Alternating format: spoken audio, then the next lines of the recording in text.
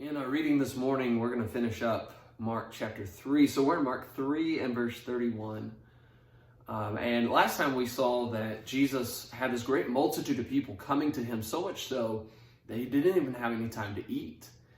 And when his physical family, when his mom and his brothers got wind of this, they just thought he'd gone crazy. They thought he got mad, so they decided that they were going to travel to wherever he is, and they were going to make him take care of himself, make him eat. And in our reading this morning, they finally get there, and Jesus takes that opportunity to teach his disciples a lesson. So in Mark 3:31, it says, "Then his brothers and his mother came standing outside, and they sent to him, calling him. And a multitude was sitting around him, and they said to him, 'Look, your mother and your brothers are outside seeking you.'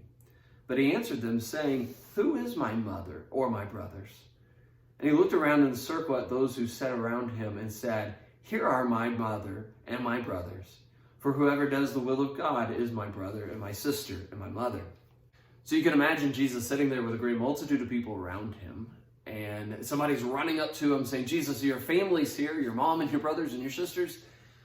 And he just stops and he says, "Well, who is my mom? Who's my brothers? Who's my family?" And he looks around and he says, "You guys are my family." You know, it's not that the Bible doesn't have anything positive to say about the family. It certainly does. Jesus was the one who created the family. He knew the importance of it. And it's not that the Bible doesn't talk about our responsibility within our respective roles in our family. It certainly does. We have responsibilities. But Jesus is teaching that sometimes family is not always about flesh and blood.